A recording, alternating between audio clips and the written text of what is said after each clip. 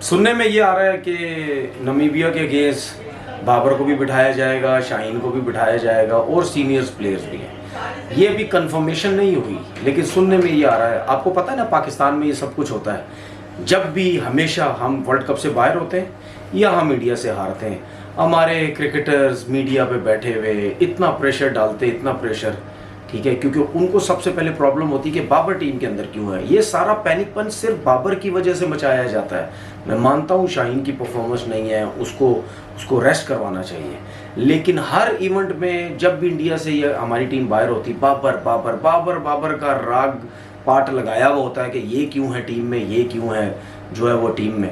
बिठा के देख लो सबको।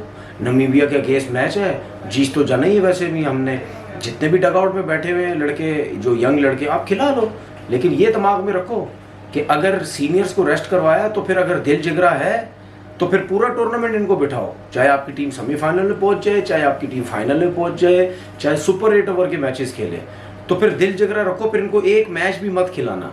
उनको ये बता दो कि नहीं जी, आपकी कोई ज़रूरत नहीं, हमें बस आज से नमीबिया के आपको रेस्ट करवाया है, तो इसके बाद आपकी क्रिकेट ख़त्म है। तो फिर ये हिम्मत है टीम मैनेजमेंट में। ये सलमान आगा जिसकी अपनी परफॉर्मेंस ज़ीरो, कप्तानी ज़ीरो, हर चीज़ ज़ीरो, इनके ऊपर कोई बात नहीं करेगा, बाकी प्लेयर्स पे कोई बात नहीं करेगा। नज़र कौन आएगा? बाबर आजम। क्यों? डॉलर कमाए जाते हैं, क्यों व्यूज़ उससे कमाए जाते हैं, क्यों दुकान उससे चमकाई जाती है। समझ आ गई?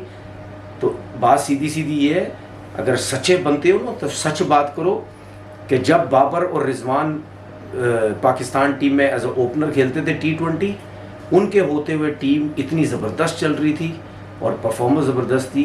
प्री प्लान इनको ख़राब करके पाकिस्तान क्रिकेट की T20 क्रिकेट को बर्बाद किया गया।